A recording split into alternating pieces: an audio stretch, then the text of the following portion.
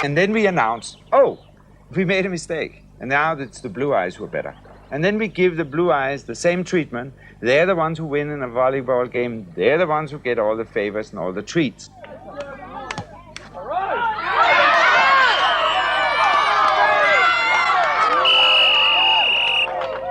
12-0.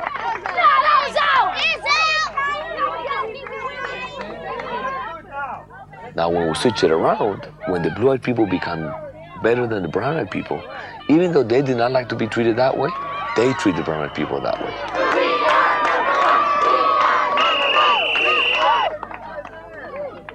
14-0.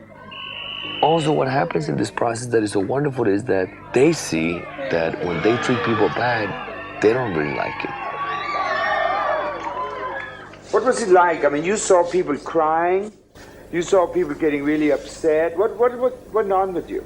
You got a little upset. I felt sorry for the ones that were upset. Yeah. But angry at the ones that were enjoying it and basking in it. So when your teammates were basking in it, you were very upset with them? Yeah. They're taking an advantage of an uneasy situation on other people. I mean, did you feel sad when you saw the brown-eyed people feel sad? Did you? So you see nobody can win? Can you see that? Mm-hmm. Can you see that it doesn't work?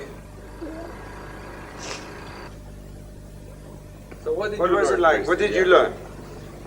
I learned that it's not a very fun thing to do. Not a very fun thing to do for whom? For everybody. For everybody, yeah, that's true. So are you going to make changes? Yes. What kind? I'm never going to do like that again because now I know how it feels. Now you know how it feels. So very arbitrarily we show them that we discriminate, what discrimination looks like, and that it is not based on anything other than an arbitrary color, economics, political, country, nationality, so on. Do it slowly. The brown-eye, blue-eye process demonstrates how we arbitrarily kill off our fellow human beings. Immediately after that painful lesson, we re-establish cooperation and trust. The young people continue to learn on a deeper level. And as they mirror their partner's movements, they experience a feeling of connectedness and become more attuned to each other. See if you can do it. Who's leading? Who's leading right now? That's all right. There you go. Put your chin this way. Very good. Very good. He's touching all the time.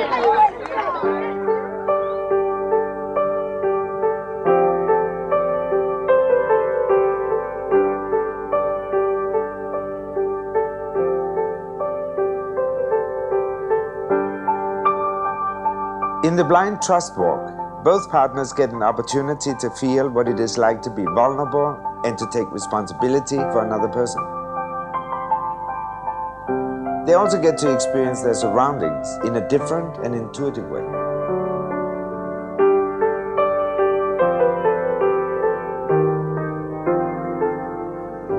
The trust fall is about daring to trust someone else and giving up having to be in control. Wait, say falling. Falling? Fall on. Whoa. Oh, was that fun? Yep. You can't hardly stop moving, can you? What's this big smile on your face? It was fun. It was fun? You mean you were scared like that and it was fun? Uh-huh.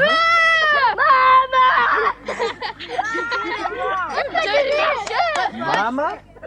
Mama? We're all Look at that. What's going on for you? I'm like, Mama! Hey, some people better come right here under me. Okay. Everything we do over the course of the 10-day camp is structured so that the young people can gain the maximum benefit from the activities.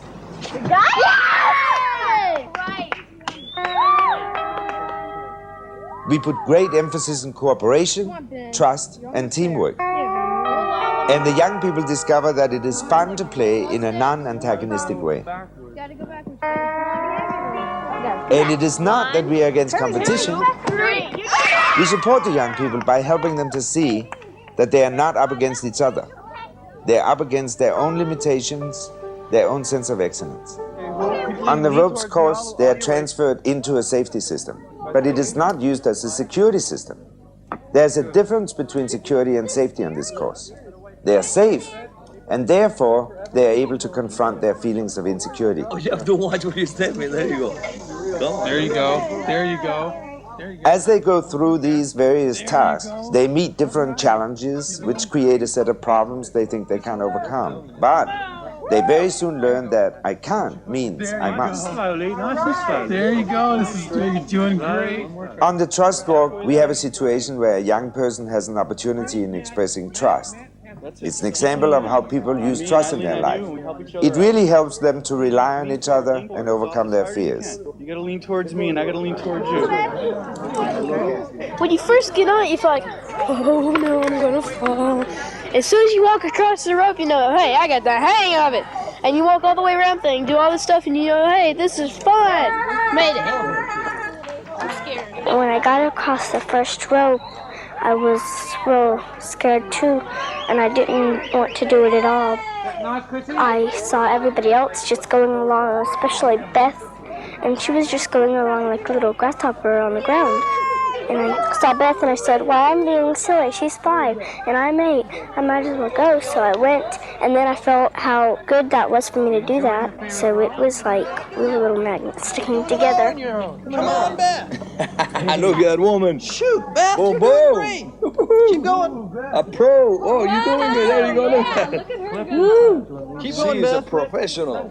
Fabulous, Beth. Can you stand on this leg, Beth? Can you stand on that leg, Beth? Beth, I bet you can do it. Can you give yourself a shot, Beth? Can you stand up? Okay, Beth. Tell you what, I'll just put my hand right here. No, don't cry. We're almost there. Don't Look at Paul. Paul. Did I pull you up on it? Enjoyed it? I had to go to the bathroom. It's okay. You did really well. Do you feel, how are you feeling now that you did it? What we want to accomplish in pushing them is to get them to expand their universe. It's like the way that we see it is that, you know, we are like in this sphere, in this circle, this line around it. This is like our boundary. This is what limits us. And like with grown-ups, the young people also have limitations. So the whole young person's experience is set up for the young people to come up against those limitations. Out here, it could be like a problem, something that they have not handled, like for example, climbing up a wall or speaking in front of a group of people. Now what happens, what we do is that we assist them in pushing through their barriers, which all these things are like their barriers. And what happens when they push through their fear, their whole circle expands. You know, this thing about expanding our universe, it really includes everybody. It's like most of you, as you sit in there, it doesn't matter how old you are, more than likely you think that later on it's going to get easier.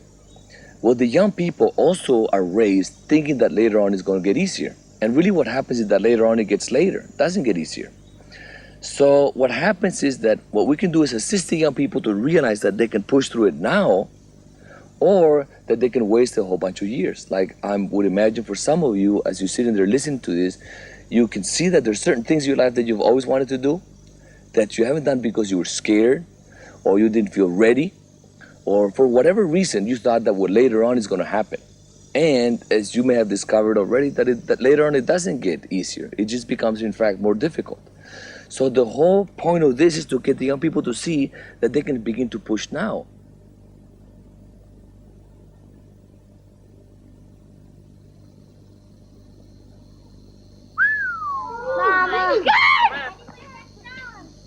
It's not that high.